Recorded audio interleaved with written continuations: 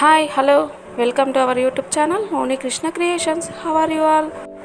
ఈ వీడియోలో ఎంతో టేస్టీగా చిన్నపిల్లలు పెద్దవాళ్ళు అందరూ ఇష్టపడే మిల్ మేకర్ టమాటా కర్రీ ఎలా వండుకుందామో చూద్దాం.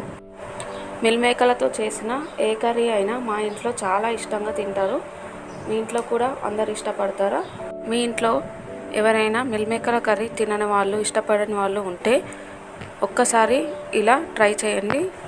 చాలా టేస్టీగా ఉంటుంది, ఇష్టంగా తింటాను, మళ్ళీ చేయమని అడుగుతారు కూడా, అంత బాగుంటుంది. ఈ వీడియో చివరి వరకు చూసి నచ్చితే తప్పకుండా like, share, subscribe and comment చేయడం మాత్రం మర్చిపోకండి. ముందుగా టమాటాలను తీసుకోవాలి. టమాటాలు మిల్ మేకర్ కర్రీలో ఎక్కువగా వేయకూడదు. ఒక 4 తీసుకున్నాను అంతే, చిన్న టమాటాలు. తర్వాత మిల్ మేకర్లను మంచిగా వాష్ చేసుకోవాలి. ఇలా మంచిగా వాష్ చేసుకున్న వాటిని స్టవ్ పైన ఒక బౌల్ పెట్టి అందులో వాటర్ పోసి ఆ వాటర్లో మిల్ మేకర్లు వేసి ఇలా మంచిగా బాయిల్ కానివ్వాలి.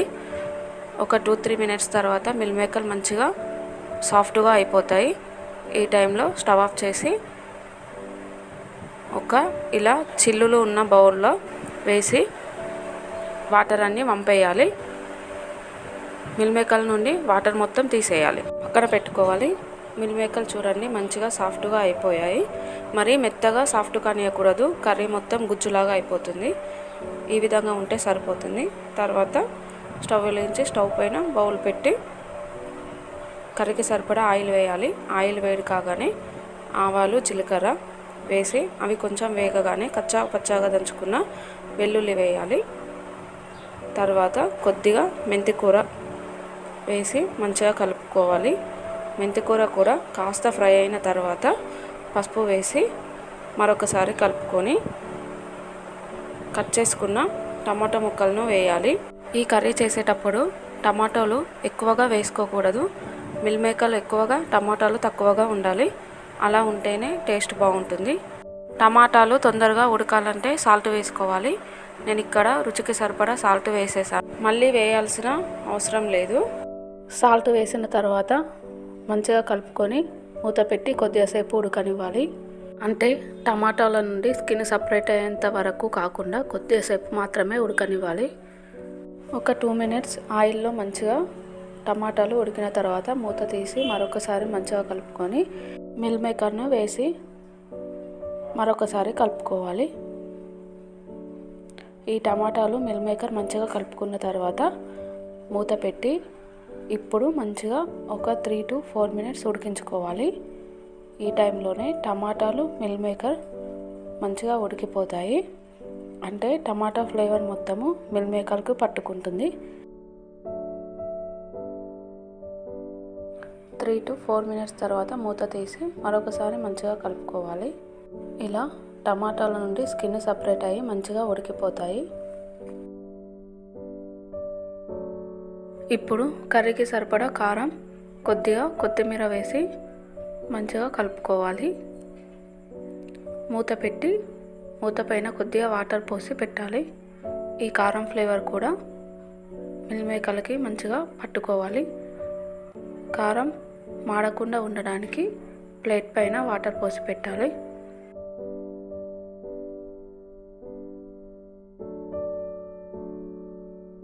ఒక 2 మినిట్స్ మంచిగా ఉడికిన తర్వాత మూత తీసి ఇప్పుడు కర్రీకి సరిపడా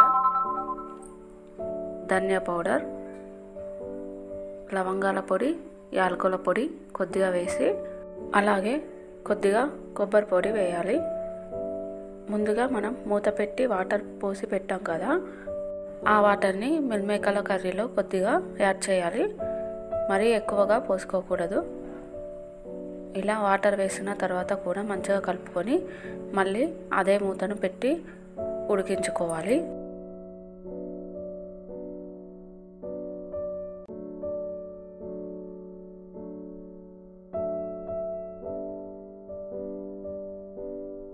అంతే, కొద్దిసేపటికి మూత తీసి చూస్తే ఆయిల్ పైనకు వచ్చేసి కర్రీ మంచిగా రెడీ అవుతుంది. టేస్ట్ మాత్రం చాలా బాగుంటుంది. ఇలా చేసుకుంటే మీరు కూడా తప్పకుండా ట్రై చేయండి. ఈ వీడియో కనుక మీకు నచ్చితే తప్పక like, share, subscribe and comment చేయడం మాత్రం మర్చిపోకండి. స్టవ్ ఆఫ్ చేసే ముందు కొద్దిగా కొత్తిమీర చల్లి ఒకసారి కలుపుకొని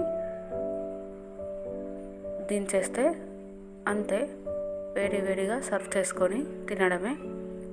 వీలైతే మీ ఫ్రెండ్స్కి, మీ బంధువులకి వీడియోని తప్పకుండా షేర్ చేయండి. ఈ కర్రీ వేడి వేడి అన్నంలోకి, చపాతీలోకి చాలా బాగుంటుంది.